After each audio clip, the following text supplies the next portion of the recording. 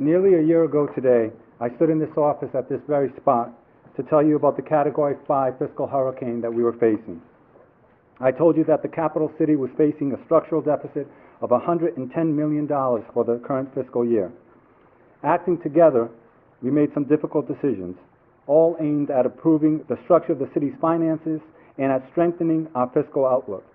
Together, we reduced the $110 million structural deficit to under $30 million right now.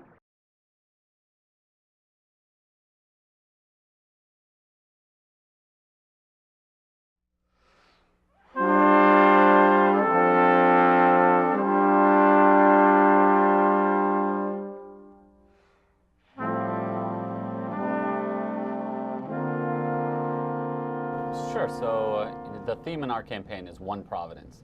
We rise and succeed, but only if we rise and succeed together. And all of our proposals deal with this issue of how do we raise up the entire city. Our police officers took the difficult step of agreeing to as many as 6 years without a raise in order to save their youngest officers from losing their jobs. Many also chose the option of early retirement. Our teachers went through a very public and painful process of sacrifice. I sent termination notices to all of our teachers. I then went through the process of closing 5 schools, affecting not only our teachers, but our students, parents, and neighborhoods.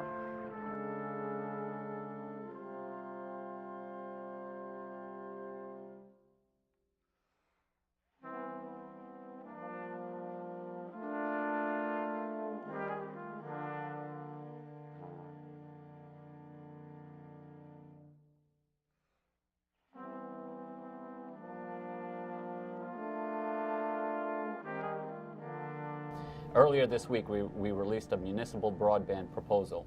Now, many other cities have done this. Providence used to be known as the beehive of industry. And the factory is located here in Providence right next to the rivers, because those rivers were the energy source for each of those factories. In the same way, in the new economy, companies will be locating next to those energy sources. And for the new economy, the knowledge economy, those energy sources are high-speed, ultra-high-speed internet networks. So I've proposed a broadband network here in Providence in the same way that other municipalities have done it around the country.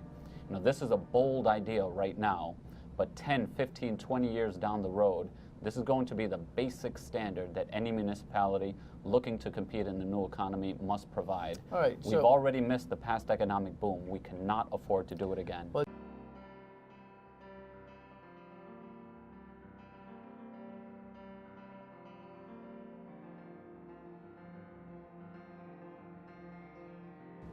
laws and now says we're going to broadband the whole city. None of them are talking about the money and the finances. None of these plans have a financial backing behind them. So that was his complaint last night. What is the scratch for this whole thing? Sure, so the benefit that we have is that there have been a number of municipalities that have built their broadband networks, and we can learn from their experiences. So for example, Kansas City brought in Google Fiber to build their network. Chattanooga, Tennessee, they worked with a public utility to build their network. But I think that perhaps the most interesting example is happening right now in North Carolina, where they brought together a consortium of universities and important institutions, and they put an RFP, a request for proposal, for a private company to come in and build that network. And as of June 20th, AT&T agreed to build that network in North Carolina. At their expense? At the expense? At the municipality's expense, but essentially the network gets leased out to AT&T or to another private internet service provider. So one misconception here is that this is sort of the government providing high-speed internet. It's actually not that at all. It's still a private ISP, but it's the municipalities that are ensuring that ultra-high-speed internet networks are built in the city. So what's the cost? So that they're provided. So there's already a number of lines that have been laid here in the city. There's a Beacon 2.0 that connects a number of universities. That came at a cost of about $33 million. Cities of comparable size throughout the country, it has cost about $300 million. We can do this here using private investment and also leasing this out and making revenue through advertising, also through So is your plan providing to have services. is your business model to have a zero cost to the taxpayers for this?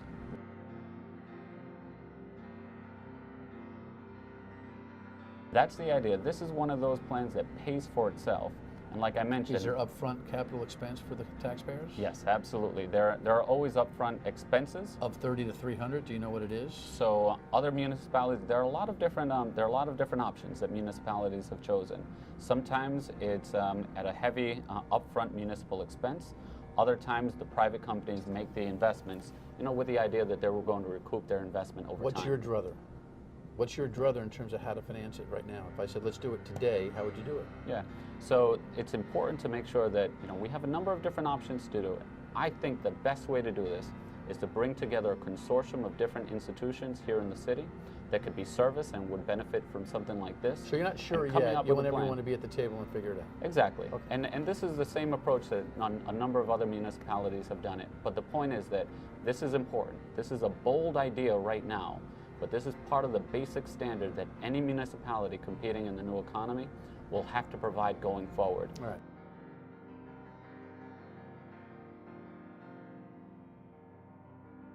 Around the other night, you get 5 shots fired, and whenever you get, whenever you got this kind of, well, you have victims, a number of victims, 5 people hit here, one seriously injured. It's a shocking thing for everybody, even in the suburbs, to see this kind of news. Jorge Alor's the candidate for mayor here. You got a community policing plan in your program. I don't know how you stop that.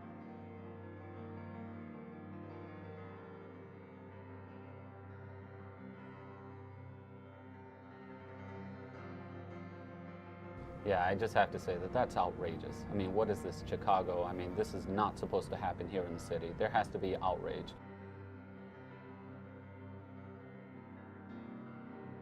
Full service community schools. So currently, schools are used for less than half of the day, and they're used for less than half of the school year. It's such an inefficient use of space. We build the buildings, we heat the buildings, we maintain the buildings. And what other cities have done is they've gone to full-service community school models where the building is a vibrant place around the clock. We're not talking about creating new programs. We're talking about taking all the great programs that exist around the school and around the community and bringing them inside. And the benefits are numerous. So we engage an entire community around the school. And if you go to some of these schools that are literally falling apart, to a T, these schools, they don't have an engaged community around them. There should be outrage at the conditions at many of these schools, and we have to enhance a community's capacity to advocate on their own behalf and on their children's behalf. And we can do that by engaging them around full-service community schools.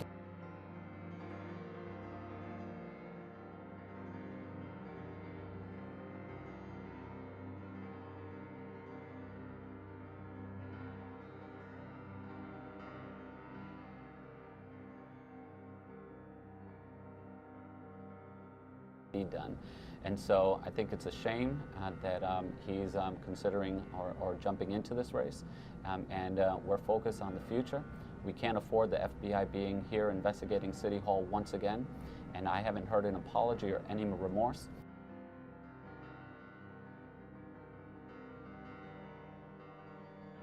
Shared sacrifice is more than a phrase. Shared sacrifice is the realization that everyone must help in order to save our city. Every citizen, every city worker, every taxpayer, every business, and every organization, including tax-exempt institutions, must share part of the burden of saving our city.